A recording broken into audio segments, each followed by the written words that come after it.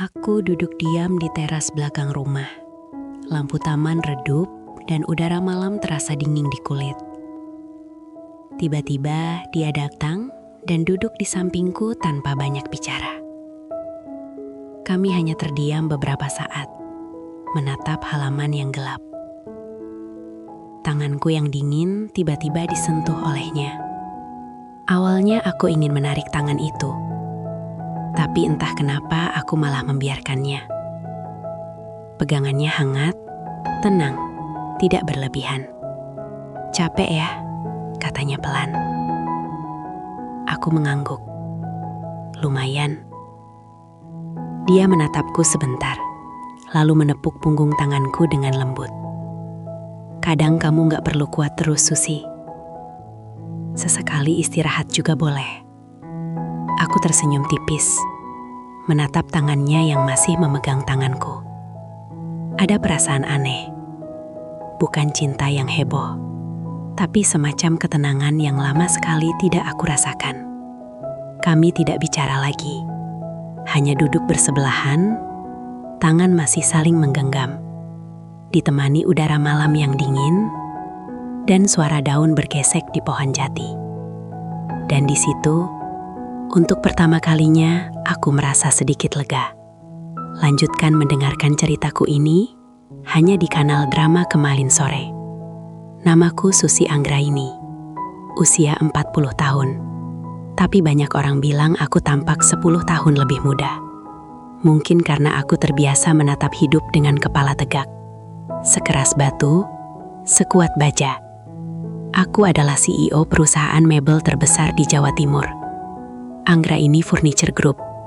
Perusahaan ini sudah berdiri sejak ayahku masih hidup, dan kini menjadi kebanggaan keluarga. Dari Surabaya, kami mengirim ribuan produk ke berbagai kota besar. Meja, kursi, lemari, hingga ukiran tangan khas Jawa yang menjadi incaran turis mancanegara. Orang mengenalku sebagai wanita sukses yang punya segalanya. Rumah mewah, mobil berderet di garasi, dan karir cemerlang. Tapi jarang yang tahu, di balik semua itu, aku pernah terjatuh sangat dalam. 5 tahun lalu, aku kehilangan suamiku karena sakit panjang. Saat itu, aku pikir hidupku berhenti. Aku menutup diri dari dunia, bekerja tanpa henti. Seolah dengan sibuk, aku bisa menyingkirkan rasa sepi. Tidak ada anak, tidak ada tawa kecil di rumah. Hanya ruang besar, sunyi, dan suara langkahku sendiri yang menggema di lantai marmer setiap malam. Namun waktu perlahan menyembuhkan. Di tahun kelima, aku bertemu Tony, pria matang berusia 48 tahun. Ia CEO dari perusahaan mebel lain di wilayah Bandung. Kami awalnya bertemu di pameran desain interior di Jakarta. Dia datang dengan aura tenang, wibawa yang sulit dijelaskan. Cara bicaranya lembut, tapi tegas. Aku ingat saat pertama kali kami bertukar kartu nama. Tony menatap mataku dan berkata, "Kayu yang kuat itu bukan karena kerasnya, tapi karena ia tahu kapan harus lentur. Begitu juga hati manusia." Entah kenapa, kalimat itu menancap di pikiranku. Sejak saat itu, kami sering bertemu. Awalnya membicarakan kerjasama bisnis. Tapi entah bagaimana, obrolan kami semakin pribadi. Setahun kemudian, aku menikah dengannya. Untuk pertama kalinya setelah sekian lama, aku merasa hidupku kembali berwarna. Rumah Tony di pinggiran Bandung luas dan teduh. Halaman belakangnya dipenuhi pohon jati dan suara burung di pagi hari. Aku pindah ke sana, meninggalkan rumahku di Surabaya, dan mulai belajar hidup dalam keluarga baru. Tony memiliki 2 anak dari pernikahan sebelumnya. Keduanya sudah menikah, dan salah satu anaknya, Adrian, serta istrinya, Nadia, tinggal bersama kami. Mereka menempati paviliun di belakang rumah utama. Aku berusaha menjadi ibu tiri yang baik, meski awalnya canggung. Adrian sopan, pekerja keras, dan juga ikut membantu ayahnya di bisnis keluarga. Nadia manis, lembut, dan selalu membantuku menata rumah. Kami sering makan malam bersama di teras belakang sambil menikmati angin sore.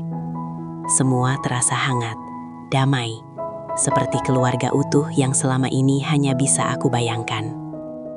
Setiap pagi aku berangkat ke kantor di Surabaya, sementara Tony memimpin perusahaannya di Bandung.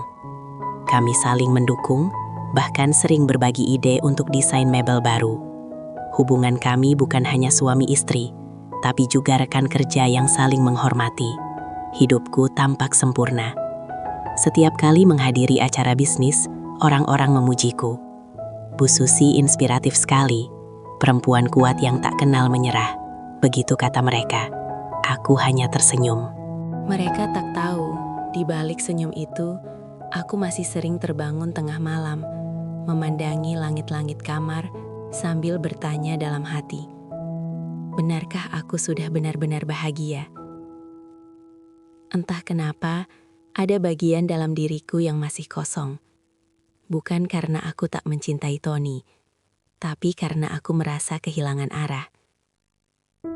Aku terlalu lama hidup sebagai pekerja keras, hingga lupa caranya beristirahat dalam kebahagiaan. Namun aku tak mengira, kekosongan kecil itu akan menjadi pintu bagi badai besar yang akan datang. Badai yang tak hanya mengguncang hidupku, tapi juga hatiku. Dan badai itu dimulai dari seseorang yang tak pernah kuduga, seseorang yang tinggal di rumah yang sama. Pagi itu, udara di Bandung terasa segar sekali. Aku menatap taman belakang rumah sambil menyeruput kopi hitam. Burung-burung kecil berterbangan di antara ranting jati, dan sinar matahari menembus dedaunan, jatuh di meja kayu yang kupesan dari pengrajin langgananku sendiri. Sejak menikah dengan Tony, hidupku terasa lebih tenang. Ia sosok yang sabar dan lembut, tipe pria yang tak banyak bicara, tapi penuh perhatian. Setiap kali aku sibuk memeriksa laporan keuangan, Tony hanya tersenyum sambil berkata pelan, "Jangan terlalu keras pada diri sendiri, sayang. Kita sudah bekerja cukup keras untuk dua dunia." Kalimat itu selalu membuatku tertawa kecil. Mungkin karena aku memang terbiasa hidup di dunia yang keras, penuh target dan rapat yang tak ada habisnya. Hari itu aku sengaja mengambil cuti. Tony meminta aku menemani Adrian ke pameran mebel di Batu, karena ia sendiri harus menghadiri rapat besar dengan investor di Bandung. Aku sempat menolak, tapi Tony meyakinkan. "Sekalian ajari dia cara membaca pasar, Susi. Dia bisa belajar banyak darimu." Aku mengangguk, meski dalam hati agak canggung. Hubunganku dengan Adrian baik-baik saja, tapi belum terlalu dekat. Aku lebih sering berinteraksi dengan Nadia, istrinya yang manis dan cepat akrab. Pagi itu kami berangkat bersama menggunakan mobil perusahaan. Adrian duduk di kursi kemudi, aku di sebelahnya. Ia mengenakan kemeja putih, lengan digulung sampai siku, membuatnya terlihat rapi tapi santai. Sepanjang jalan, kami berbicara soal bisnis, tentang bahan kayu jati, desain kontemporer, dan tren permintaan ekspor. Pembicaraan kami berjalan lancar, seperti dua rekan kerja yang saling menghargai. Namun, ada momen kecil yang aneh. Saat mobil berhenti di lampu merah, aku sempat menatap keluar jendela dan melihat pantulan wajah kami di kaca spion tengah. Untuk sesaat, mataku bertemu dengan tatapan Adrian. Tatapan itu bukan tatapan menantang, bukan pula menggoda, hanya hangat dan dalam, seperti seseorang yang sedang mempelajari sesuatu yang berharga. Aku segera mengalihkan pandangan, berpura-pura melihat keluar. Hati ini berdebar, bukan karena perasaan yang salah, tapi karena takut disalahartikan. Aku mencoba bersikap biasa. Sesampainya di pameran, kami berjalan berdua menelusuri deretan mebel karya lokal. Beberapa pengrajin menghampiriku, menyalami dengan hormat. "Bu Susi, terima kasih sudah datang lagi. Produk ibu luar biasa, Bu," kata mereka. Aku tersenyum ramah, terbiasa dengan sapaan seperti itu. Adrian mengikuti di belakang, mencatat sesuatu di ponselnya. Sesekali ia berkomentar, "Bu, desain ini mirip dengan konsep minimalis Jepang. Kalau dipadukan dengan kayu lokal, bisa laku keras." Aku terkejut. Ternyata wawasannya cukup luas. Aku menatapnya sekilas dan tersenyum. "Kamu peka juga soal desain ya?" tanyaku. Ia tertawa kecil. "Ayah sering cerita, ibu punya mata tajam untuk pasar. Saya cuma belajar dari cerita itu."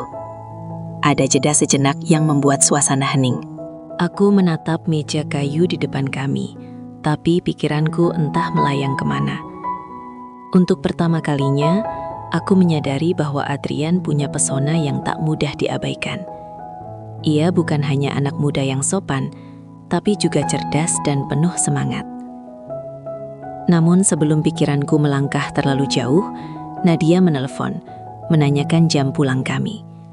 Suara lembut Nadia di telepon membuatku tersadar kembali. Aku segera mengalihkan perasaan aneh itu dengan senyum tipis. Sore hari, hujan turun deras. Kami terjebak di rest area, menunggu reda sambil menikmati teh hangat. Aku duduk di bangku panjang dari rotan, sementara Adrian berdiri di dekat jendela. Suasana hening, hanya suara hujan dan detak jam di dinding. Tiba-tiba Adrian menoleh dan berkata pelan, "Ibu terlihat lelah. Sejak ayah menikah lagi, saya jarang melihat beliau setenang sekarang. Saya rasa itu karena ibu." Aku terdiam. Kata-katanya sederhana, tapi menembus jauh ke dalam. Aku hanya menjawab pelan, "Terima kasih Adrian, aku juga beruntung menjadi bagian dari keluarga ini." Kami saling tersenyum, senyum yang hangat, tapi membuat dadaku bergetar tanpa alasan jelas. Beberapa detik kemudian, ponselku berdering. Tony mengirim pesan singkat, "Hati-hati di jalan, cuaca buruk. Pulanglah kalau sudah reda." Aku membalas singkat dan menutup layar ponsel. Namun entah kenapa, selama perjalanan pulang, kata-kata Adrian dan tatapan di rest area tadi terus terngiang-ngiang. Di rumah, Tony menyambut dengan pelukan hangat.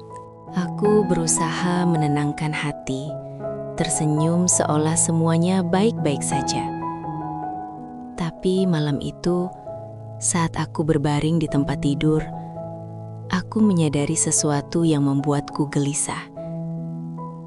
Bukan karena salah satu dari kami berbuat sesuatu yang tidak pantas, melainkan karena aku mulai takut pada perasaan yang bahkan belum sempat tumbuh. Hari itu, langit Surabaya tampak murung. Awan kelabu menggantung di atas kantor pusat Anggraini Furniture Group, dan angin berembus membawa aroma hujan yang sebentar lagi turun. Aku sedang menatap papan laporan penjualan bulanan di ruang rapat. Angkanya menurun, tidak signifikan, tapi cukup membuat hatiku gelisah. "Permintaan ekspor turun, Bu.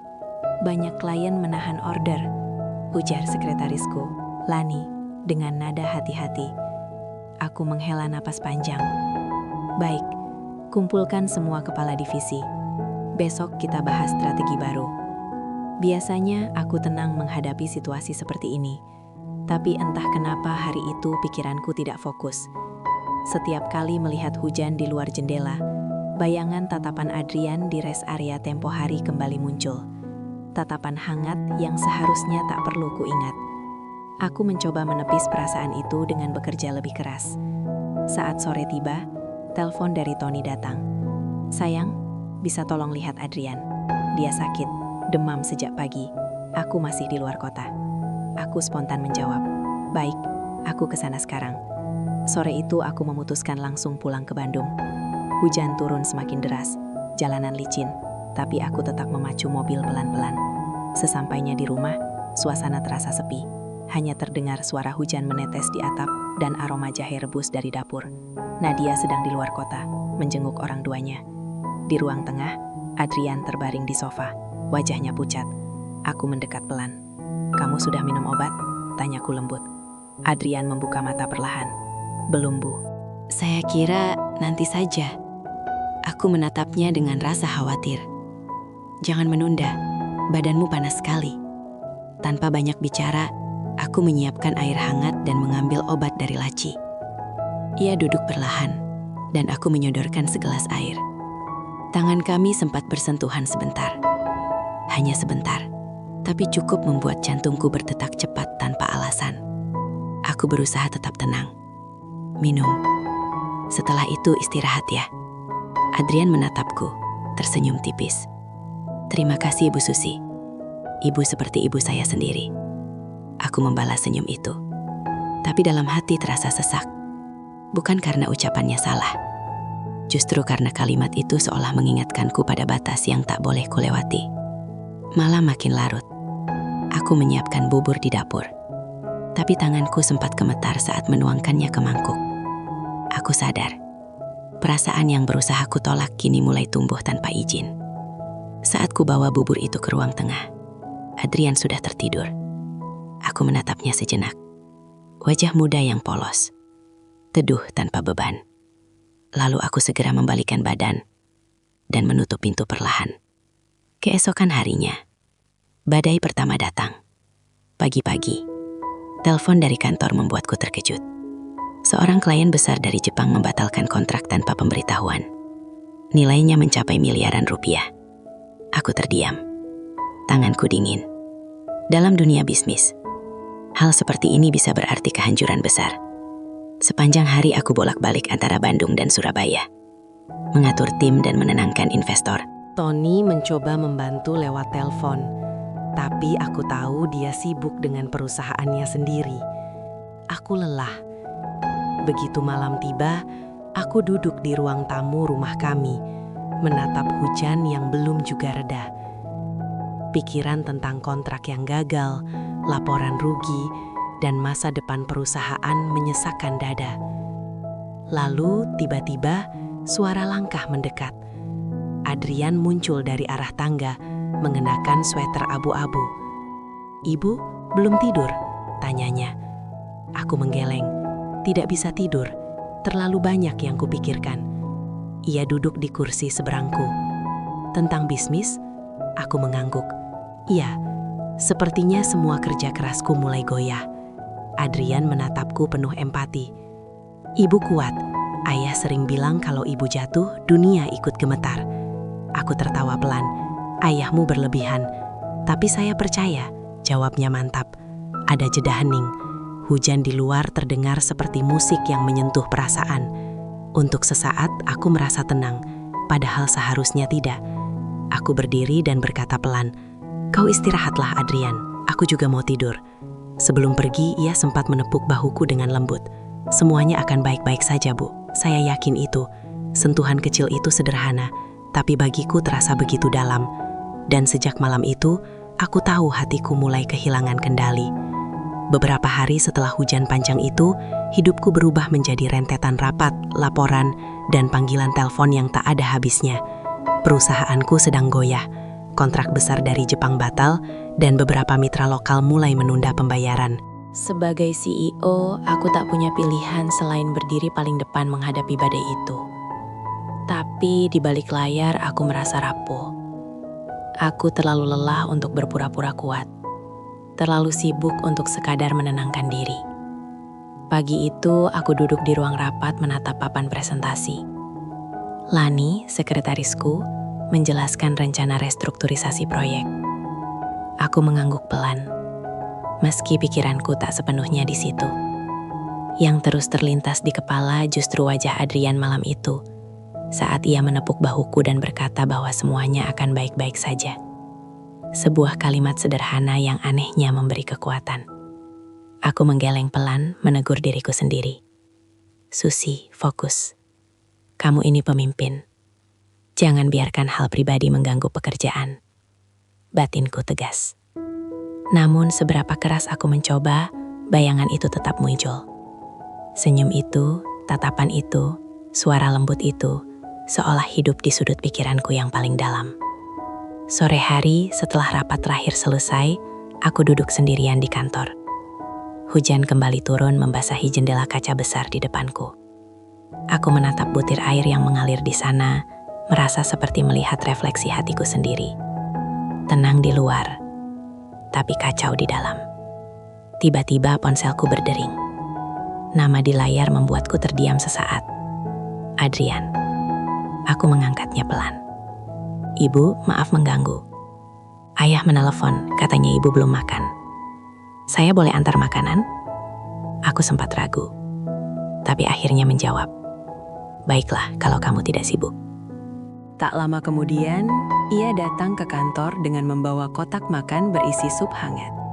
Ia tersenyum ketika masuk.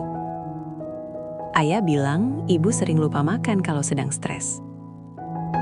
Aku tertawa kecil.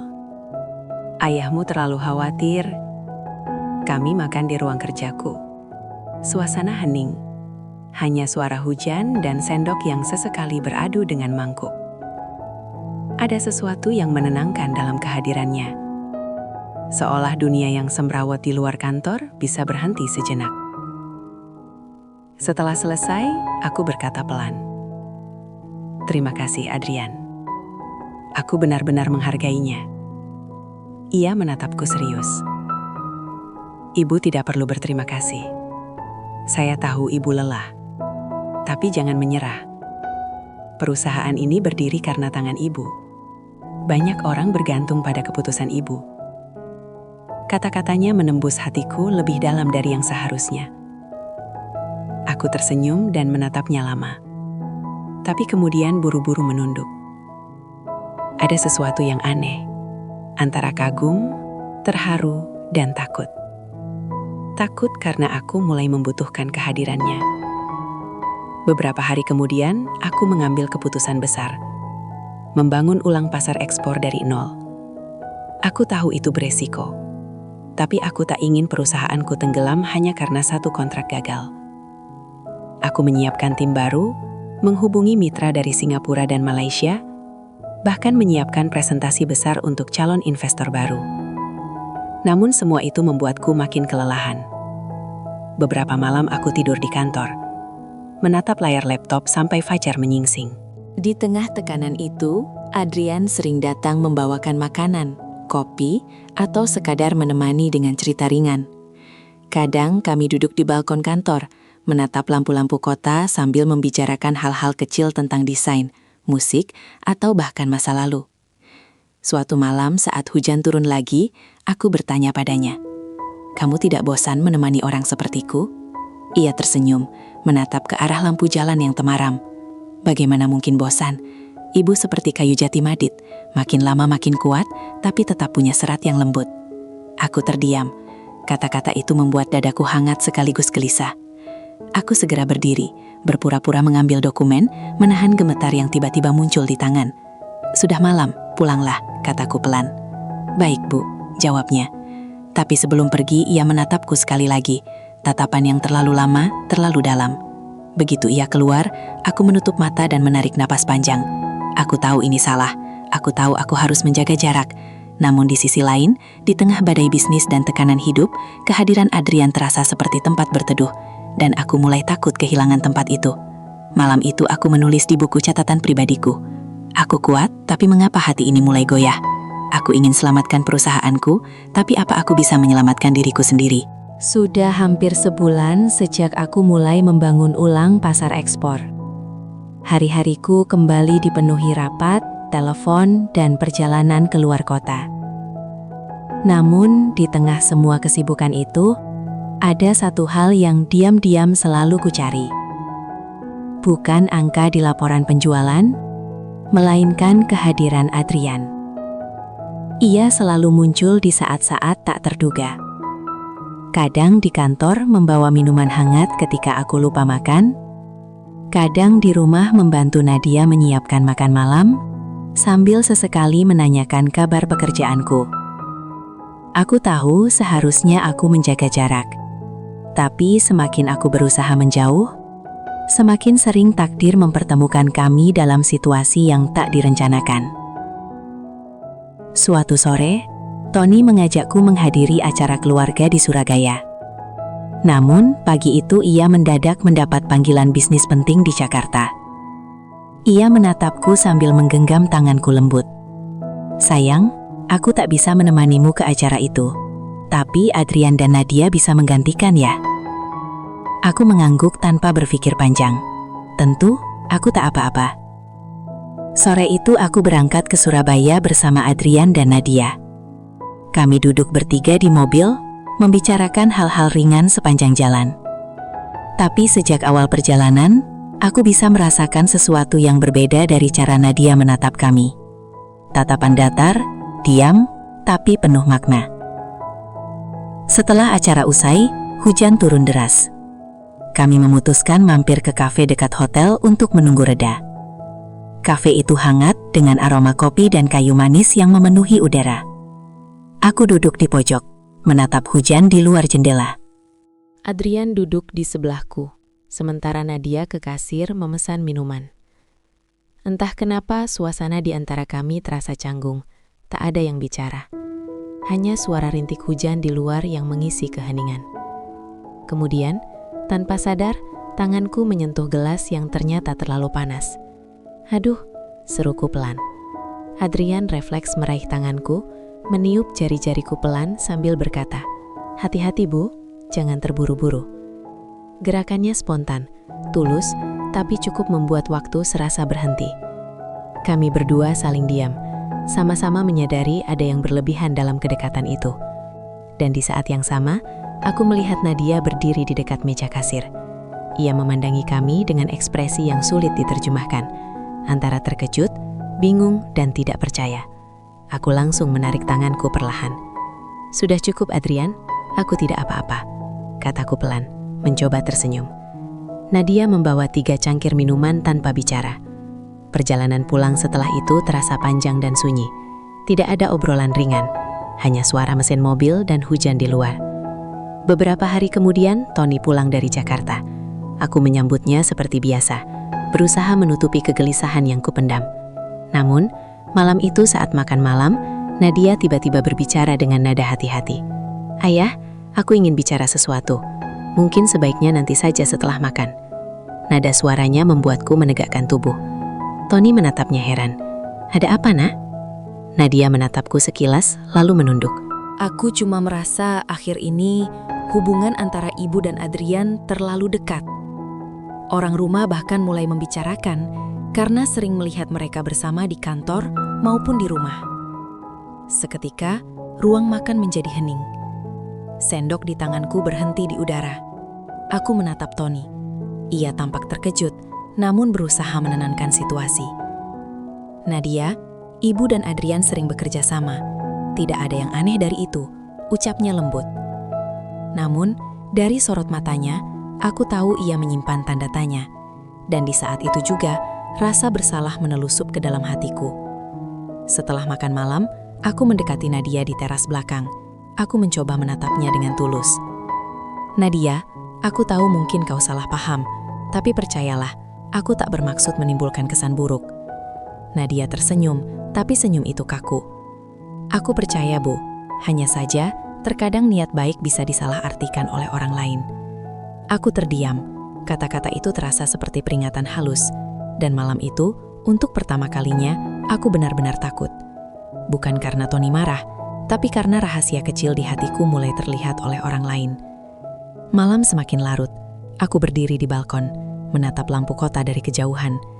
Dalam hati aku bergumam, aku hanya ingin menjaga semuanya tetap baik, tapi mengapa rasanya semuanya mulai lepas dari kendali? Aku tahu, sejak hari itu, hidupku tak akan tenang lagi. Sejak malam itu, suasana di rumah tidak lagi sama. Nadia masih bersikap sopan, tapi aku tahu ada jarak yang tumbuh di antara kami. Tony menjadi lebih pendiam. Ia tetap lembut padaku, namun kadang tatapannya seolah menyelidiki sesuatu yang tak pernah terucap. Aku berusaha menata semuanya kembali. Aku mulai menjaga jarak dari Adrian, tak ingin menambah kesalahpahaman. Setiap kali kami bertemu di rumah, aku berusaha membatasi pembicaraan sebatas hal-hal penting. Kalaupun bertemu di kantor, aku meminta staf lain ikut hadir agar tidak ada ruang untuk salah tafsir. Namun justru karena itu, suasana terasa janggal. Adrian seperti kehilangan semangat. Ia jarang tersenyum, sering menunduk saat berbicara denganku, dan lebih banyak diam. Suatu pagi, Ketika aku hendak ke kantor, ia memanggil pelan di halaman. "Ibu, apakah saya melakukan sesuatu yang salah?" Aku menatapnya sesaat. "Tidak, Adrian, aku hanya ingin kamu fokus pada pekerjaanmu, itu saja." Ia tersenyum kecil, tapi matanya terlihat kecewa. "Baik, Bu, saya mengerti. Namun aku tahu kata-kataku meninggalkan luka, dan entah kenapa, luka itu juga terasa di hatiku sendiri." Di kantor, masalah terus berdatangan. Proposal kerjasama dengan investor Singapura ditolak. Desain terbaru tidak diterima pasar. Karyawan mulai khawatir dan rumor tentang kondisi keuangan perusahaan menyebar cepat. Aku berusaha tegar. Tony sempat menawariku bantuan modal dari perusahaannya, tapi aku menolak dengan halus. "Aku bisa mengatasinya sendiri," kataku. "Ini perusahaan yang kubangun dengan keringatku. Aku tak mau orang bilang aku hidup dari bantuan suami." Tony hanya mengangguk pelan. "Aku tahu kamu kuat, Susi.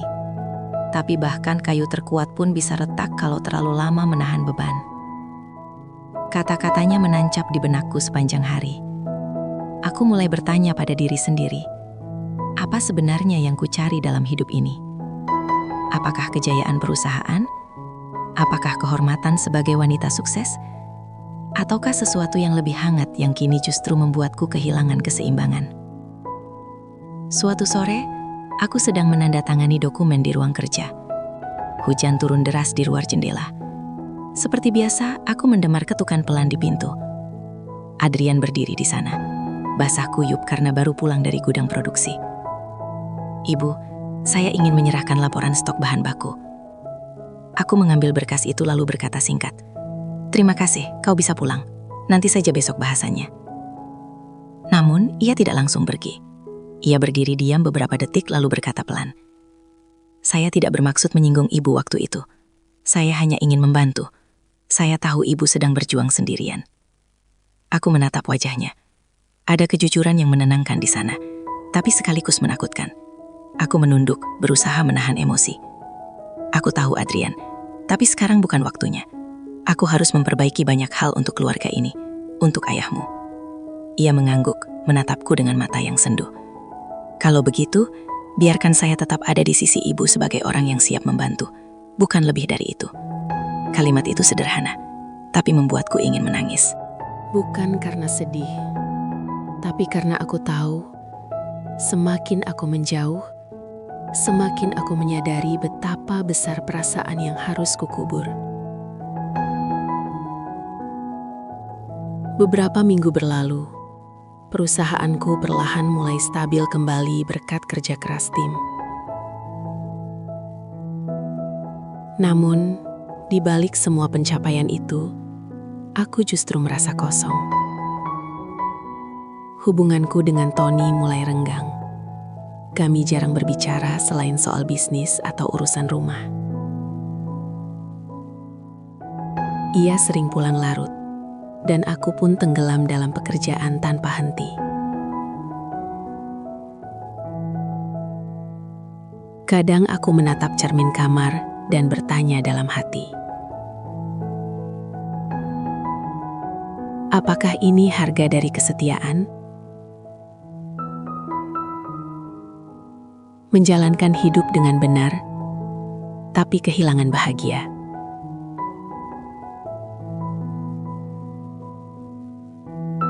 Satu malam aku duduk di teras belakang rumah, menatap lampu taman yang temaram. Hujan baru saja reda.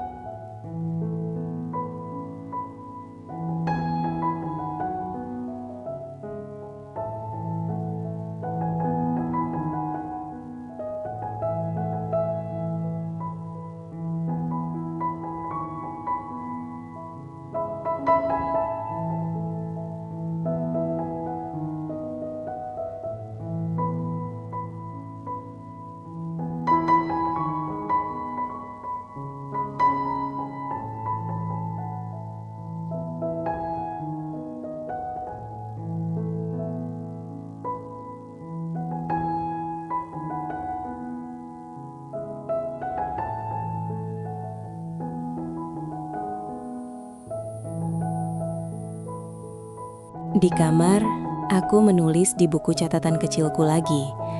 Kadang menjaga jarak bukan berarti tak peduli, tapi karena kita tahu terlalu dekat bisa menghancurkan segalanya.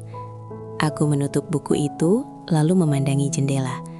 Hujan mulai turun lagi dan aku tahu badai yang lebih besar sedang menunggu di depan. Sudah 3 bulan sejak aku memutuskan menjaga jarak dari Adrian. Rumah terasa tenang. Atau setidaknya aku berusaha meyakinkan diriku bahwa ketenangan itu nyata. Tony sibuk dengan ekspansi perusahaannya di Bali. Nadia juga semakin jarang terlihat karena mulai membantu bisnis online milik saudaranya. Dan aku kembali sepenuhnya tenggelam dalam pekerjaanku. Namun di balik kesibukan itu, aku merasakan sesuatu yang tak beres. Beberapa laporan keuangan tidak seimbang. Pembelian bahan baku dari pabrik cabang Gresik melonjak tanpa alasan jelas. Aku memanggil tim audit internal, dan hasilnya membuatku tertegun. Ada penyelewengan dana ratusan juta rupiah dari proyek pengiriman ekspor. Dan yang lebih mengejutkan, nama yang tercantum dalam transaksi itu adalah Adrian. Aku memandangi laporan itu berulang kali. Rasanya mustahil. Adrian selama ini jujur, disiplin, dan sangat berdedikasi. Aku memutuskan tidak langsung menuduh. Sebagai pemimpin, aku tahu bahwa keputusan yang diambil karena emosi hanya akan memperburuk keadaan. Malam itu aku duduk di ruang kerja sendirian. Lampu temaram menemani kegelisahanku. Hujan turun deras. Lagi-lagi seolah langit ikut gelisah bersamaku. Tony menelepon dari luar kota. "Sayang, kamu baik-baik saja? Aku dengar perusahaanmu sedang diaudit lagi." Aku menjawab lirih. "Iya, cuma masalah kecil. Akan segera beres." Aku tak ingin ia tahu lebih jauh. Aku ingin menyelesaikan ini sendiri. Setelah menutup telepon, aku menarik napas panjang.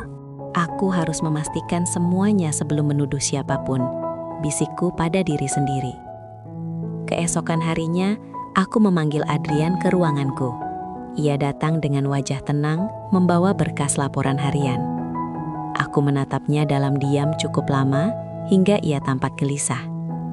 "Adrian," kataku pelan, "ada hal yang harus kita bicarakan, tentang laporan pengiriman dari cabang Gresik." Ia tampak kaget, lalu mengangguk. "Baik, Bu, ada yang bermasalah?" Aku menyerahkan salinan dokumen audit. "Lihatlah, ada dana yang keluar tanpa bukti pengiriman. Dan nama kamu tercantum di sana sebagai pihak yang menyetujui transaksi." Adrian menatap berkas itu. Matanya membesar. "Tidak mungkin, Bu. Saya tidak pernah menandatangani ini." "Tanda tangan ini?" Ia terhenti lalu menatapku serius. "Ini tanda tangan yang dipalsukan." Aku memandangi wajahnya, berusaha mencari kejujuran di balik tatapan itu. Dan anehnya, aku ingin percaya. Tapi di sisi lain, aku juga takut. Takut perasaanku mengaburkan logika. "Aku akan minta tim audit memeriksa ulang," kataku datar. "Tapi untuk sementara, kamu aku nonaktifkan dulu dari proyek ekspor." Adrian menunduk dalam. "Saya mengerti, Bu." Suaranya pelan, tapi aku bisa merasakan getir di sana. Saat ia keluar dari ruanganku, dadaku terasa sesak. Aku tahu keputusan itu benar, tapi rasanya seperti kehilangan sesuatu lagi. Kepercayaan mungkin, atau perasaan yang tak berani kuakui. Beberapa hari berlalu, aku menyibukkan diri dengan rapat, bertemu klien, dan memantau setiap laporan masuk. Namun, dalam diam aku terus memikirkan Adrian. Apakah benar dia bersalah, atau ada seseorang di dalam perusahaan yang ingin menjatuhkanku lewat namanya? Suatu sore, salah satu staf keuangan datang membawa bukti baru. Surat elektronik dari pemasok bahan baku yang menunjukkan bahwa tanda tangan digital Adrian diubah dari server luar. Artinya, seseorang menjebak Adrian. Hatiku langsung berdebar. Aku bergegas ke rumahnya malam itu. Pavilion kecil di belakang rumah utama. Saat aku tiba, Nadia yang membuka pintu. Ia tampak heran melihatku datang. "Susi, ada apa malam-malam begini?" Aku tersenyum tipis. "Aku hanya ingin bicara sebentar dengan Adrian. Penting." Nadia mempersilahkan aku masuk. Adrian muncul dari ruang tengah, tampak kaget tapi cepat menenangkan diri. Aku menyerahkan print out surat elektronik itu kepadanya. Kau dijebak, Adrian, kataku pelan. Seseorang memalsukan tanda tanganmu. Aku baru tahu sore ini. Ia menatap kertas itu lama, lalu mengangkat wajahnya padaku. Terima kasih, Bu, karena masih percaya. Aku menggeleng pelan. Aku tidak tahu apakah aku percaya. Aku hanya ingin kebenaran. Kami berdiri di ruang tamu, diam beberapa detik yang terasa sangat panjang. Aku bisa merasakan detak jantungku sendiri. Lalu perlahan, Adrian berkata, "Bu, bolehkah saya bantu mencari siapa yang melakukannya? Saya tidak ingin nama perusahaan ibu rusak karena hal ini." Aku menatapnya, dan di saat itu, aku tahu, aku tak bisa membohongi hatiku lagi. Ada rasa takut kehilangan, bukan hanya karena urusan bisnis, tapi karena aku peduli padanya lebih dari yang seharusnya. Aku menunduk, menenangkan diri, lalu menjawab, "Baiklah, tapi lakukan semuanya secara profesional dan jangan buat masalah ini keluar dari lingkungan kantor." Adrian mengangguk mantap. Saya janji. Aku melangkah pergi malam itu dengan langkah berat. Angin dingin menyentuh wajahku, tapi hatiku terasa lebih hangat.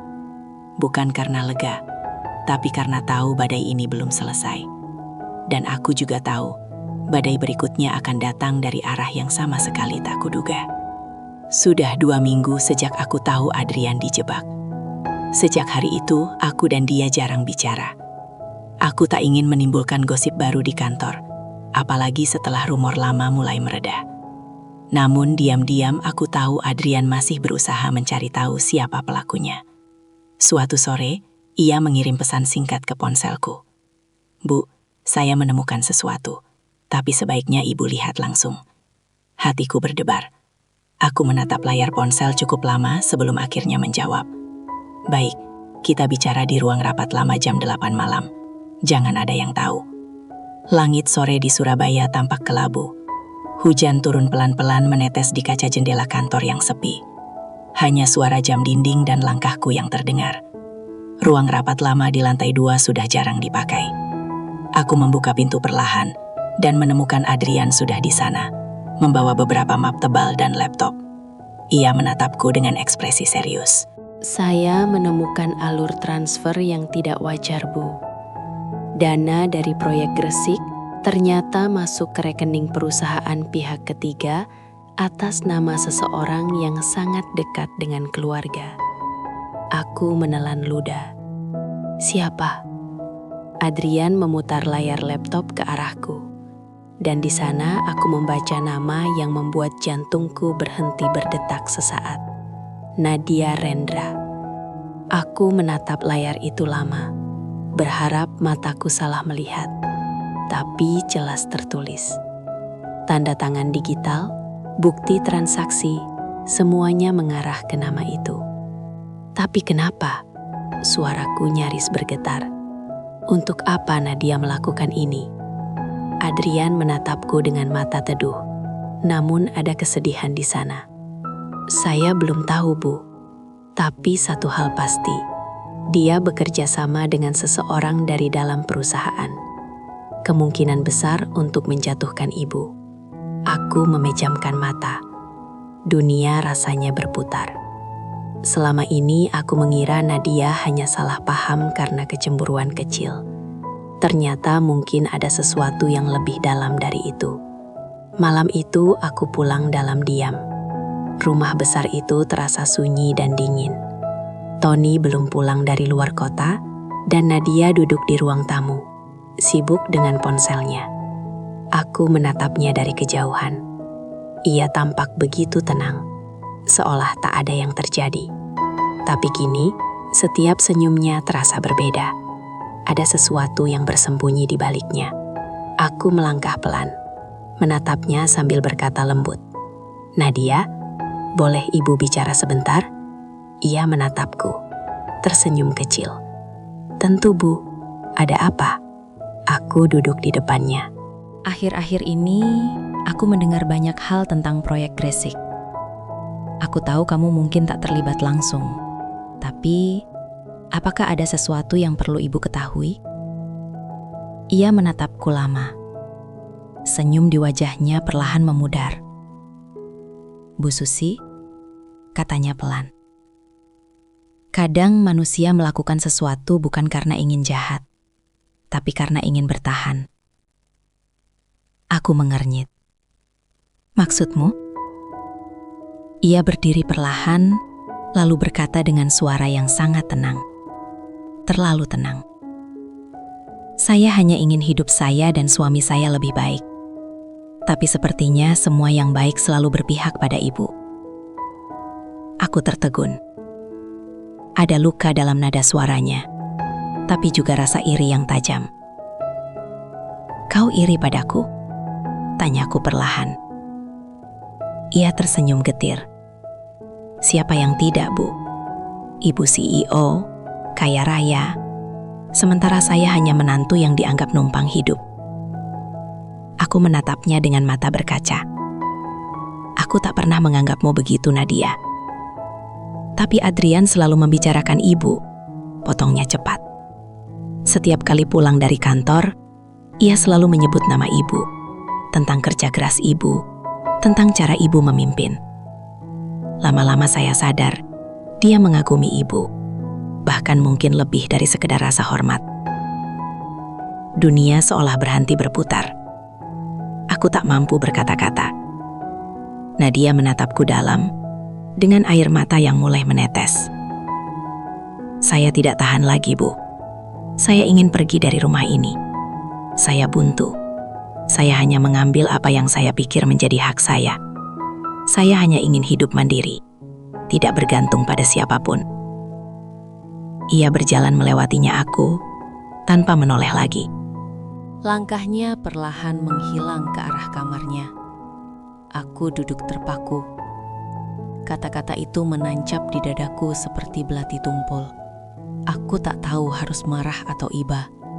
Karena dalam satu sisi, aku tahu Nadia tidak sepenuhnya salah. Dia terluka. Tapi luka itu juga lahir dari perasaan yang sama dengan yang aku sembunyikan. Rasa cinta yang tak seharusnya ada. Malam itu aku berdiri di balkon, menatap langit Surabaya yang masih gelap. Aku berbisik pada diri sendiri. Cinta kalau tidak dijaga bisa menjadi racun yang merusak segalanya. Dan mungkin racun itu sudah mulai menyebar.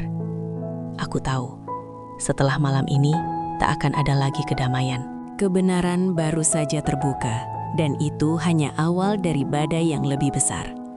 3 hari setelah percakapan dengan Nadia, badai yang kutakuti benar-benar datang. Tony tiba-tiba pulang lebih cepat dari perjalanan bisnisnya. Sore itu, ia langsung menuju ruang kerjaku tanpa banyak bicara. Tatapannya tajam, wajahnya tegang. "Susi," katanya tanpa basa-basi.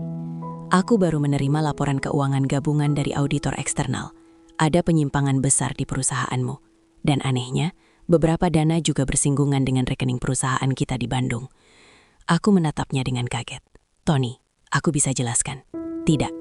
Kali ini aku ingin dengar semuanya tanpa alasan. Kau tahu berapa banyak pihak luar yang bicara di belakangku sekarang? Mereka bilang, aku menikah denganmu hanya untuk menguasai asetmu. Sementara perusahaanku malah ikut terseret karena ulah karyawanmu." Kata-katanya menancap seperti paku dingin di dada. Aku mencoba menahan air mata yang hampir jatuh. "Tony, tolong dengar dulu. Aku juga baru tahu ada sabotase dan orang yang terlibatnya." Aku menatapnya lama. Aku tahu begitu nama itu keluar dari mulutku, semuanya tak akan sama lagi. Tapi aku juga tahu aku tak bisa lagi menyembunyikan kebenaran. "Nadia, Rendra." Matanya membesar, lalu wajahnya berubah muram. "Kau yakin? Itu berat, sangat berat." Aku mengangguk pelan. "Aku punya buktinya. Ada aliran dana ke rekening perusahaan atas namanya, dan Adrian membantuku menemukan semua itu." Begitu mendengar nama Adrian, ekspresi Tony langsung berubah. Ia menyandarkan tubuhnya ke kursi dan menatapku lama. "Adrian lagi," katanya lirih. "Susi, aku sudah lama diam. Tapi sekarang aku perlu tahu, apa sebenarnya hubunganmu dengan anakku?" Pertanyaan itu membuat jantungku berhenti berdetak sesaat. Aku terdiam, bukan karena tak tahu harus menjawab, tapi karena terlalu banyak yang ingin dikatakan. Aku menarik nafas panjang, berusaha menahan getaran di suara. Tidak ada apa-apa antara kami, Tony. Aku hanya melihatnya seperti anak sendiri. Tapi mungkin aku terlalu perhatian padanya. Itu kesalahanku. Tony menatapku lama, seolah mencoba membaca pikiranku. Akhirnya ia menghela nafas dalam dan berkata, "Aku ingin mempercayaimu, Susi. Tapi sejak aku menikah denganmu, keluarga ini tak pernah tenang. Dan entah kenapa, setiap kali masalah datang, nama Adrian selalu ikut terseret." Aku tak bisa menyangkal, karena sebagian dari itu memang benar. Malam itu, setelah Tony masuk ke kamar, aku duduk sendiri di ruang tamu. Lampu temaram, suasana rumah begitu hening, hanya detak jam dinding yang terdengar. Aku memandangi foto pernikahan kami yang tergantung di dinding. Senyum kami berdua di foto itu terlihat bahagia, tapi kini terasa seperti kenangan yang jauh sekali. Tiba-tiba, pintu belakang rumah terbuka perlahan. Adrian muncul, wajahnya tampak lelah. "Bu, saya ingin bicara sebentar," katanya pelan. Aku menatapnya dengan mata sembab. "Jangan sekarang, Adrian. Tony sudah tahu semuanya." Ia menatapku kaget. Tentang siapa pelakunya? Aku menggeleng. Tentang semuanya, termasuk kedekatan kita. Adrian tertunduk. "Saya minta maaf, Bu. Saya tidak bermaksud membuat masalah sebesar ini. Saya hanya ingin menolong." Aku tersenyum pahit. Aku tahu. Tapi terkadang niat baik bisa jadi bumerang, kalau tidak di tempat yang tepat. Kami duduk berdua di kursi panjang ruang tamu. Suasana begitu sunyi, hingga aku bisa mendengar detak jantungku sendiri. Adrian menatapku. Matanya jujur, tapi penuh duka. "Kalau saya boleh jujur, Bu, saya menghormati ibu lebih dari siapapun. Tapi rasa hormat itu perlahan berubah jadi sesuatu yang lain. Dan saya tahu itu salah." Aku terdiam. Hatiku seperti diremas perlahan. "Adrian," kataku dengan suara bergetar. "Perasaan itu tidak boleh ada. Tidak untukmu, tidak untukku. Karena setiap langkah yang salah akan menghancurkan semua yang kita cintai." Ia mengangguk pelan. "Saya tahu, Bu. Karena itu, mulai besok saya akan mengundurkan diri dari perusahaan." Aku menatapnya kaget. "Apa? Tidak, kamu tidak perlu." "Saya harus, Bu. Ini satu-satunya cara agar nama ibu bersih dan keluarga ayah tetap utuh." Air mataku akhirnya jatuh. Aku ingin menahannya, tapi tak sanggup. Adrian berdiri, menatapku sekali lagi dengan senyum kecil.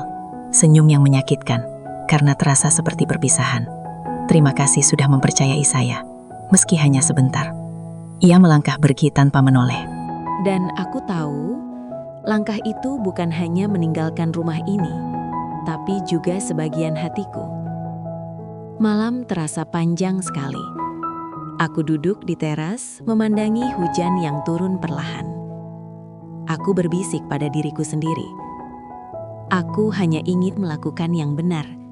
Tapi mengapa rasanya semua hal benar justru menyakitkan? Dan untuk pertama kalinya, aku merasa benar-benar kehilangan arah. Sejak malam itu, rumahku seperti kehilangan cahaya. Adrian pergi tanpa pesan. Tak satu pun karyawan tahu kemana dia menghilang. Hanya satu surat pengunduran diri yang ditinggalkan di meja resepsionis. Sederhana, tanpa tanda tangan lengkap, tapi cukup untuk membuatku terdiam lama. Tony pun berubah. Ia jarang pulang. Bahkan ketika di rumah, kami seperti dua orang asing yang hidup di bawah atap yang sama. Setiap percakapan hanya berisi hal-hal formal tanpa kehangatan. Aku mencoba tetap sibuk di kantor, tapi semangatku sudah tak sama. Laporan keuangan terus menunjukkan angka merah. Proyek ekspor yang dulu jadi andalan batal karena investor menarik diri. Dan seperti nasib yang mempermainkanku, kabar buruk datang bertubi-tubi. Media bisnis mulai menulis artikel dengan judul-judul menusuk hati. CEO wanita terinspirasi atau tersandung skandal. Kebanggaan mebel Jawa Timur diambang runtuh. Aku menatap layar komputerku lama, mencoba menahan air mata yang mulai menggenang. Aku tahu siapa yang menyebarkan isu itu. Nadia. Ia tak lagi menutupi kebenciannya. Ia berbicara kepada wartawan, menyebar cerita tentang hubungan tidak wajar antara aku dan suaminya. Mungkin bagi dunia luar, Semua yang ia katakan terdengar masuk akal, dan itulah yang paling menyakitkan. Karena sebagian kecil darinya memang benar. Suatu sore, aku dipanggil ke rapat pemegang saham. Suasana ruangan dingin, penuh tatapan tajam, dan pertanyaan yang terasa seperti peluru. Bu Susi, apa benar ada penyelewengan dana? Apakah benar hubungan ibu dengan staf muda itu menimbulkan konflik kepentingan? Bagaimana ibu menjelaskan penurunan drastis ini? Aku berusaha menjawab satu persatu, menjaga nada suara agar tetap tenang. Namun, di dalam hati aku tahu, mereka tidak lagi melihatku sebagai pemimpin. Mereka melihatku sebagai beban, atau mungkin sebagai cerita gagal yang akan segera digantikan. Ketika rapat berakhir, salah satu direktur muda menghampiriku dan berbisik, "Bu, kalau ibu mau, kami masih bisa menolong. Tapi dengan satu syarat, serahkan kursi CEO kepada orang lain." Aku tersenyum getir. Begitu cepat mereka melupakan siapa yang membangun semua ini, gumamku dalam hati. Namun aku tak menjawab. Aku hanya berdiri menatap ruang rapat yang dulu kuanggap rumah kedua.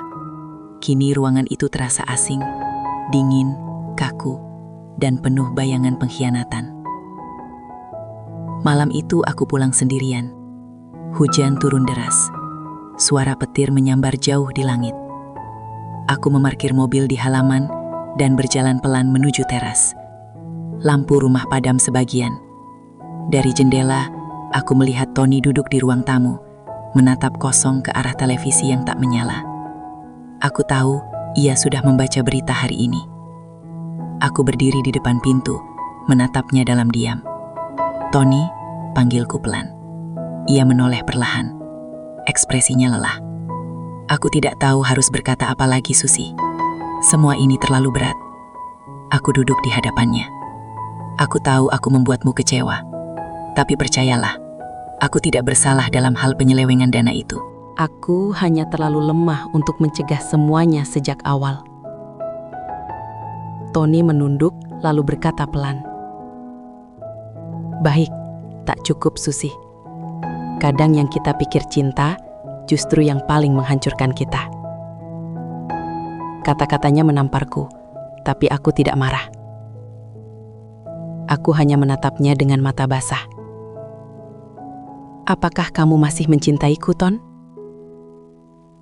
Tanyaku dengan suara lirih. Ia terdiam cukup lama lalu menjawab, "Aku tidak tahu. Aku hanya tahu aku lelah." Hening. Suara hujan di luar menjadi satu-satunya musik di antara kami. Dan malam itu, aku tahu aku baru saja kehilangan sesuatu yang bahkan lebih besar dari perusahaanku. Hari-hari berikutnya berjalan seperti kabut. Aku tak lagi memimpin rapat. Satu persatu investor menarik dukungan.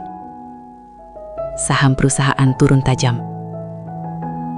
Para karyawan mulai berbisik-bisik di lorong. Sebagian menatapku dengan iba, sebagian lagi dengan rasa bersalah. Aku tak menyalahkan siapapun. Mungkin memang inilah waktu bagi aku untuk jatuh, agar bisa belajar arti kekuatan yang sebenarnya. Namun di tengah kejatuhan itu, aku menerima sebuah pesan di ponselku tanpa nama pengirim. "Jangan menyerah, Bu. Saya tahu siapa dalang sebenarnya. Jangan biarkan mereka menang. A." Hatiku berdebar keras. Inisial itu hanya bisa berarti satu hal. Adrian. Air mataku langsung mengalir. Entah karena harapan yang tiba-tiba muncul, atau karena aku sadar cinta yang berusaha ku hapus ternyata masih hidup, diam-diam di balik reruntuhan yang kini mengelilingiku. Aku menatap langit malam dari jendela kantorku yang gelap, lalu berbisik pelan. Mungkin ini belum berakhir. Mungkin ini baru awal dari perjuangan yang sesungguhnya. Aku tahu, mulai besok aku tak akan lagi menjadi wanita yang sama. Aku bukan lagi Susi yang sempurna. Aku adalah Susi yang jatuh, tapi siap bangkit lagi. Pesan singkat itu terus berputar di kepalaku sepanjang malam. Saya tahu siapa dalang sebenarnya. Jangan biarkan mereka menang. Huruf A itu seperti cahaya kecil di ujung terowongan gelap yang nyaris kutinggalkan. Aku tahu itu Adrian. Aku tahu ia tidak mungkin berbohong. Tidak setelah semua yang terjadi. Keesokan paginya aku kembali ke kantor. Mungkin untuk pertama kalinya setelah berminggu-minggu, langkahku terasa ringan. Ada secercah harapan baru. Di meja kerjaku, aku menemukan amplop coklat tanpa nama. Di dalamnya ada beberapa lembar fotokopi rekening, laporan keuangan, dan surat elektronik yang disalin dari sistem internal. Semua menunjukkan pola transfer uang dari rekening cabang perusahaanku ke sebuah perusahaan kecil bernama Nadiarta Wood Design. Aku menatap nama itu lama. Nadi, gabungan dari nama Nadia dan Adrian. Jantungku berdegup keras. Aku tak percaya. Aku memanggil sekretarisku, Lani. Coba selidiki perusahaan ini. Siapa pemiliknya? Lani menatapku bingung, tapi segera membuka laptop dan mencari data di sistem OSS. Beberapa menit kemudian wajahnya menegang. Bu, perusahaan ini terdaftar atas nama Nadia Pradana. Tapi di dokumennya ada tanda tangan digital Tony sebagai penjamin investasi awal. Darahku serasa berhenti mengalir. Tony? Bisikku pelan. Lani menatapku dengan ragu. Iya, Bu. Sepertinya beliau yang menandatangani pembiayaan awal 2 tahun lalu. Aku terdiam lama. Ruanganku terasa dingin. Meski AC baru saja kupadamkan. Aku menatap laporan itu. Dan untuk pertama kalinya, aku mulai memahami gambaran besar yang tak pernah kulihat sebelumnya. Bukan Nadia yang sendirian bermain. Ada jaringan lebih besar yang dengan sengaja menjebakku. Dan mungkin, tanpa sadar, Tony ikut di dalamnya. Sore itu aku mengendarai mobil menuju rumah di Bandung. Hujan turun deras. Suara wiper menggesek kaca depan dengan ritme cepat. Sementara pikiranku berlari lebih cepat dari itu. Begitu tiba di rumah, aku mendapati Tony sedang duduk di ruang baca. Ia terkejut melihatku datang tanpa pemberitahuan. Susi, aku kira kamu di Surabaya. Aku menatapnya tanpa menjawab. Aku meletakkan amplop berisi dokumen itu di meja di depannya. Aku ingin kamu jujur, Tony. Apa kamu tahu tentang Nadiarta Wood Design? Ia tampak kaget. Tapi hanya sebentar. Lalu ia tersenyum kaku. Kenapa kamu menanyakan itu? Aku mengangkat selembar kertas. Karena ini tanda tanganmu. Hening. Suara hujan di luar semakin deras. Menggantikan keheningan yang menyesakan. Aku tidak tahu kalau mereka akan sejauh itu, katanya akhirnya, pelan. Aku hanya ingin membantu Nadia memulai usahanya. Dia anak yang keras kepala, dan aku ingin memberinya kesempatan. Aku tidak tahu kalau dia akan menyelewengkan dana perusahaanmu. Aku menatapnya tak percaya. Tony, kamu tahu perusahaan kita berantakan karena aliran dana itu. Kamu tahu reputasiku hancur karena semua orang mengira aku yang melakukannya. Ia menunduk.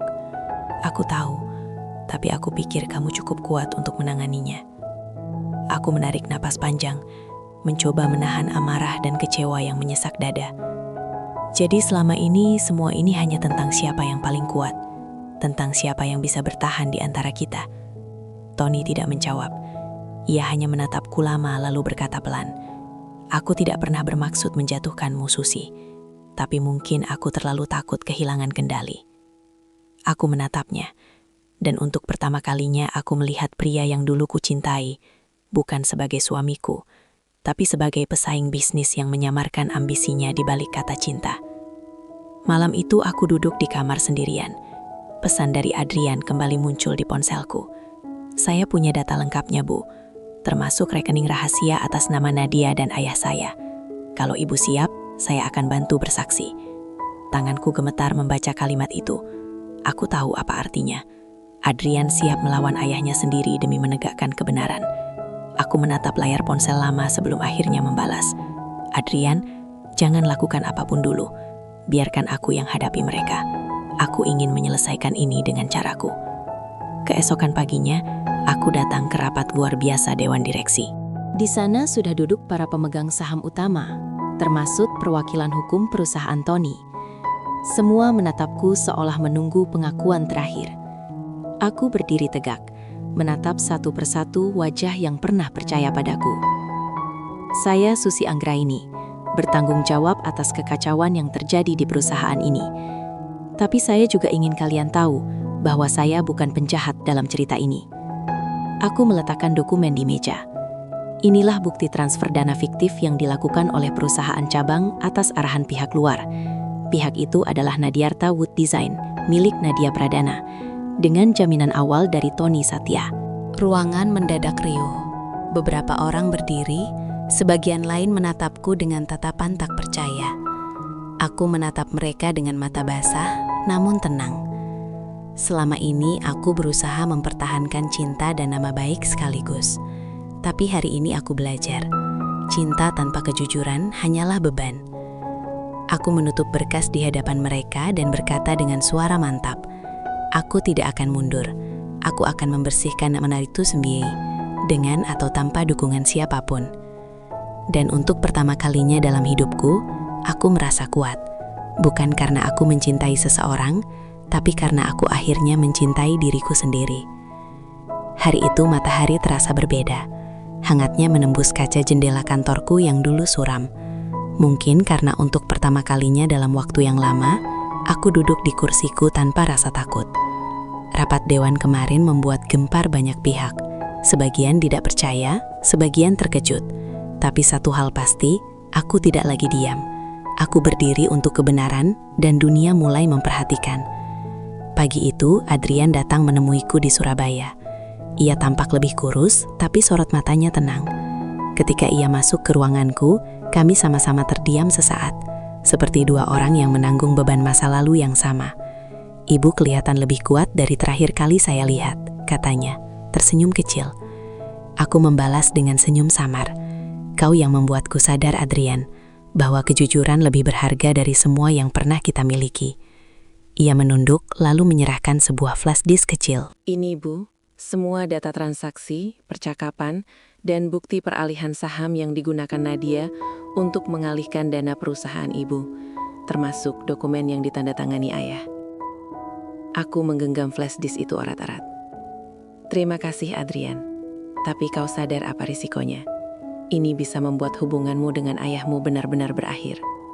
Adrian menghela napas. Saya sudah memikirkannya, Bu. Kadang untuk menyelamatkan yang benar, kita harus rela kehilangan sesuatu. Dan saya tahu ayah tetap ayah saya, tapi yang benar tetap harus benar. Aku menatapnya lama, mataku mulai basah. Anak sepertimu yang seharusnya dimiliki setiap orang tua, kataku pelan. Ia tersenyum lembut. Dan wanita sekuat ibu yang seharusnya diteladani setiap orang. Sesaat kami hanya diam, saling menatap dengan rasa hormat yang tak perlu dijelaskan. Tidak ada kata cinta di antara kami, tapi ada sesuatu yang lebih dalam. Pemahaman bahwa perasaan yang dulu menyesatkan, kini telah berubah menjadi penghargaan. Hari-hari berikutnya aku habiskan dengan bekerja bersama tim hukum dan auditor independen. Kami menyusun laporan lengkap, mengirimkannya ke aparat berwenang, dan mengadakan konferensi pers terbuka. Aku berdiri di depan kamera, mengenakan blazer putih sederhana dan berbicara dengan tenang. Saya Susi Anggraini, bertanggung jawab atas nama besar perusahaan ini. Tapi saya juga ingin meluruskan bahwa saya tidak pernah menyelewengkan dana. Ada pihak yang memanipulasi sistem dan memanfaatkan kepercayaan saya. Hari ini, saya memilih untuk jujur, karena hanya dengan kejujuran, luka bisa sembuh. Suasana hening sejenak, lalu tepuk tangan bergema dari para karyawan yang hadir. Beberapa di antara mereka menangis, dan aku pun menahan air mata yang hampir jatuh. Sore itu, aku menerima panggilan dari Tony. Suaranya berat tapi tenang. Susi, aku sudah lihat berita. Semua bukti yang kamu bawa benar. Aku tak menjawab. Di ujung sana terdengar helaan napas panjang. Aku ingin minta maaf. Aku terlalu takut mengakui kesalahanku sendiri. Aku menutup mata pada apa yang dilakukan Nadia karena aku ingin melindungi keluarga. Tapi ternyata, dengan begitu, aku justru menghancurkan semuanya. Aku terdiam sejenak lalu berkata pelan, "Tony, aku sudah tidak marah. Aku hanya ingin kita berhenti saling menyalahkan. Hidup terlalu singkat untuk terus berperang dengan masa lalu. Kau akan tetap bertahan di perusahaan itu?" tanyanya. Aku tersenyum kecil. Aku akan bangkit lagi. Mungkin tidak sebesar dulu, tapi dengan cara yang lebih jujur, lebih sederhana. "Aku kagum padamu, Susi," katanya lirih. "Mungkin aku bukan pria yang bisa membuatmu bahagia, tapi aku selalu bangga pernah jadi bagian dari hidupmu." Setelah itu telepon terputus. Tidak ada dendam, tidak ada kebencian.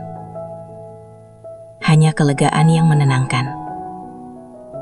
Malamnya, aku dan Adrian berdiri di teras kantor lama, menatap pabrik yang kini sedang diperbaiki. Lampu-lampu malam berkilau di kejauhan, seperti bintang yang perlahan turun ke bumi. "Kau tahu, Adrian?" Kataku sambil tersenyum. Aku dulu kira cinta itu tentang memiliki. Tapi sekarang aku tahu, cinta sejati justru tentang melepaskan. Adrian menatap langit. Dan melepaskan bukan berarti kalah, Bu. Itu artinya kita cukup kuat untuk berjalan tanpa bergantung pada siapapun. Kami tersenyum. Angin malam meniup rambutku perlahan, membawa rasa damai yang tak pernah kurasakan sebelumnya. Aku menatap ke depan, ke arah pabrik yang masih berdiri meski sempat goyah, lalu berkata dalam hati, "Inilah hidup. Kadang kita harus kehilangan segalanya untuk menemukan diri kita sendiri." 6 bulan telah berlalu sejak hari itu. Sejak aku berdiri di depan pabrik, membuka seluruh kebenaran tanpa takut kehilangan segalanya. Dan benar, aku memang kehilangan banyak hal. Beberapa mitra bisnis memilih pergi, beberapa saham dilepas, bahkan sebagian pabrik harus ditutup sementara. Tapi yang tersisa adalah sesuatu yang lebih berharga, nama baik dan kepercayaanku pada diriku sendiri. Aku memulai semuanya dari nol. Perusahaan lama tetap berjalan di bawah struktur baru, sementara aku mendirikan cabang kecil dengan nama baru, Susi Artisan Wood. Bukan perusahaan besar, hanya satu gudang sederhana di pinggiran Sidoarjo dengan 10 karyawan. Tapi di sanalah aku menemukan kembali semangat yang dulu hilang. Aku turun langsung ke lapangan, memilih kayu, memeriksa ukiran, bahkan mengantar pesanan ke pelanggan sendiri. Setiap butiran debu di kulit tanganku terasa seperti doa kecil yang meneguhkan langkah. Suatu pagi, ketika aku sedang membantu pekerja memindahkan papan jati, Adrian datang. Ia mengenakan kemeja putih sederhana, tanpa jas, tanpa mobil mewah seperti dulu. "Saya dengar ibu butuh bantuan desain," katanya, tersenyum. Aku tertawa kecil. "Kau selalu muncul di saat yang tak kuduga." Ia menatap sekeliling, kagum dengan suasana hangat di bengkel kayu itu. "Saya lihat tempat ini bukan cuma perusahaan, Bu. Ini rumah." Aku mengangguk pelan. "Ya, rumah yang kubangun bukan dengan uang, tapi dengan keberanian."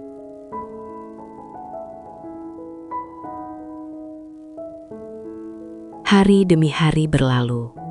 Aku dan tim kecilku mulai dikenal di kalangan pengrajin lokal. Karena desain yang berani, namun penuh nilai budaya. Kami membuat kursi dengan ukiran bertuliskan kutipan Jawa tentang kejujuran dan keteguhan hati. Salah satu kursi itu kemudian viral di media sosial. Bukan karena kemewahannya, tapi karena pesan di ukirannya. Kekuatan wanita bukan pada seberapa keras ia melawan, Tapi seberapa lembut ia tetap berdiri setelah terjatuh. Pesanan mulai berdatangan dari mana-mana. Bahkan beberapa investor muda yang dulu menolak bekerja denganku, kini datang kembali. Bukan karena kasihan, tapi karena kagum. Aku tidak lagi sekadar seorang CEO. Aku menjadi simbol kebangkitan. Terutama bagi perempuan yang pernah diremehkan karena status atau masa lalunya. Suatu sore, aku diundang menjadi pembicara dalam sebuah seminar bisnis di Surabaya. Topiknya, bangkit dari kegagalan. Saat aku naik ke panggung, ratusan pasang mata menatapku. Bukan karena kekayaanku, tapi karena kisahku. Aku memulai dengan kalimat sederhana. Dulu aku berpikir sukses adalah tentang menang. Tapi setelah semua yang kulalui, aku baru tahu. Sukses sejati adalah saat kita bisa berdiri lagi setelah kalah. Ruang itu hening. Beberapa peserta bahkan meneteskan air mata. Dan aku tahu, kisahku bukan hanya milikku, tapi milik semua orang yang pernah patah, namun memilih bangkit. Setelah acara, aku bertemu seseorang yang tak terduga. Tony datang menghampiri.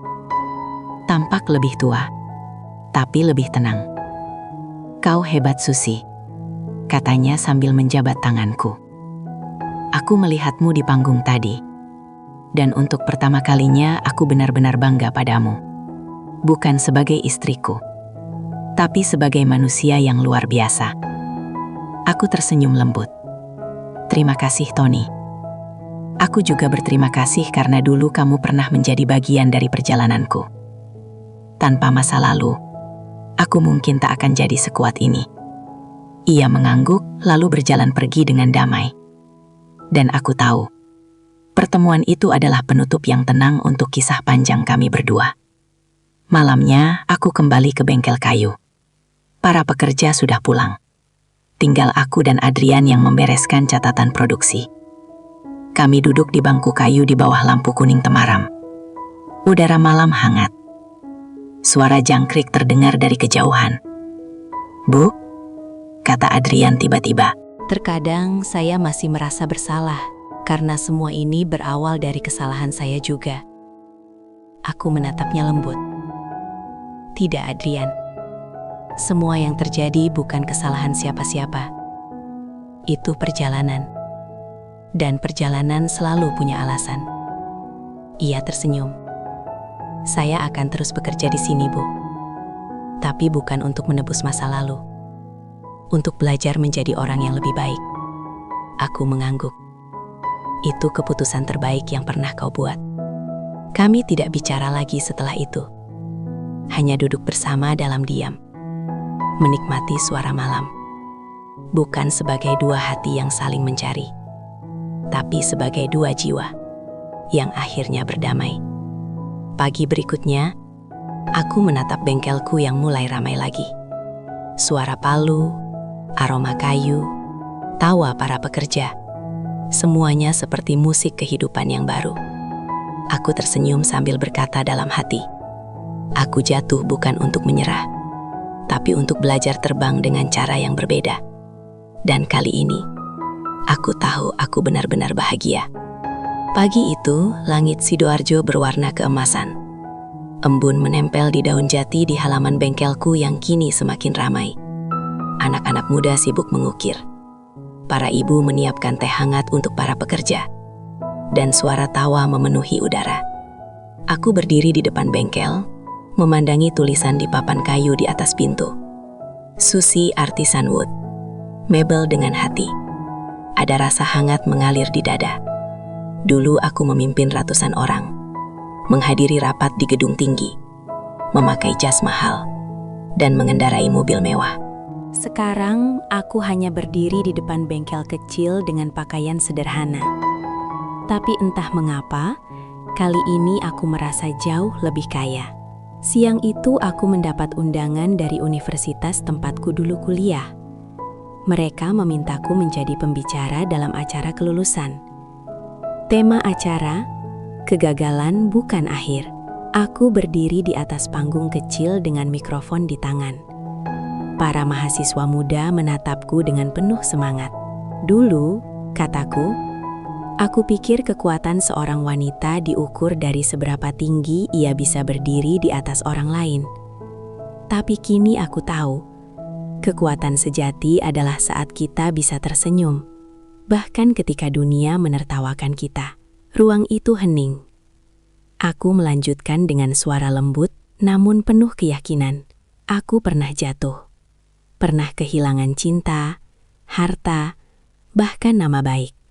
Tapi dari situ aku belajar bahwa kita tidak butuh dunia untuk mengakui nilai kita. Kita hanya perlu berdamai dengan diri sendiri. Beberapa mahasiswa menunduk. Ada yang meneteskan air mata. Aku tersenyum dan menutup pidatoku dengan satu kalimat sederhana. Rumah bukan tempat tinggal yang besar. Rumah adalah hati yang berani memaafkan. Setelah acara, aku berjalan di taman kampus sendirian. Angin sore bertiup lembut. Daun-daun berguguran di sekitar jalan setapak. Di kejauhan, kulihat Adrian berdiri di bawah pohon besar, menungguku. Ia datang dengan wajah tenang dan membawa sebuket bunga mawar putih. "Selamat, Bu." Pidatonya luar biasa. Aku tersenyum. "Terima kasih, Adrian." Aku tidak akan sampai di sini kalau bukan karena keberanianmu juga. Ia menyerahkan bunga itu dengan hormat. Bukan untuk romantis, Bu. Ini tanda terima kasih. Karena ibu mengajarkan saya arti kejujuran. Bahkan ketika kejujuran itu menyakitkan. Aku menerimanya dengan senyum haru. Dan kamu mengajarkan aku arti ketulusan. Bahwa tidak semua kasih harus dimiliki untuk bisa berharga. Kami berjalan pelan menyusuri taman kampus. Tidak ada genggaman tangan, tidak ada tatapan rindu, hanya kedamaian. Perasaan itu sudah berubah bentuk menjadi sesuatu yang lebih indah, penghormatan dan rasa syukur. Malamnya, aku duduk di teras rumah kecilku yang baru di pinggiran Surabaya. Rumah itu sederhana, berdinding kayu dengan taman kecil di depannya. Tapi disinilah aku merasa benar-benar pulang. Di meja kecil di hadapanku ada bingkai foto. Aku, para karyawan bengkel, dan Adrian di tengah. Kami tersenyum lebar dengan tangan berlumur serbuk kayu. Sebuah foto sederhana tapi bermakna besar. Aku menatap foto itu lama, lalu menutup mata. Dalam keheningan, aku berbisik pada diriku sendiri. Terima kasih Tuhan, karena melalui kehilangan aku belajar arti menemukan. Melalui kesalahan aku belajar arti keikhlasan. Dan melalui cinta yang salah, aku belajar mencintai diriku sendiri. Kini aku tahu, hidup bukan tentang siapa yang selalu benar, tapi siapa yang berani memperbaiki diri ketika salah. Dan cinta bukan tentang memiliki seseorang, tapi tentang memberi ruang agar kita sama-sama tumbuh. Aku tidak lagi takut dengan masa lalu. Aku tidak menyesal pernah mencintai, pernah salah, atau pernah jatuh. Karena semua itu membuatku menjadi Susi yang baru. Wanita yang utuh, kuat, dan damai. Di langit malam, bintang-bintang tampak lebih terang dari biasanya. Aku tersenyum menatapnya dengan hati yang ringan. Dan untuk pertama kalinya, aku benar-benar mengerti apa artinya rumah. Rumah bukan tempat. Rumah adalah hati yang sudah berhenti berlari. Karena akhirnya, ia tahu kemana ia harus kembali.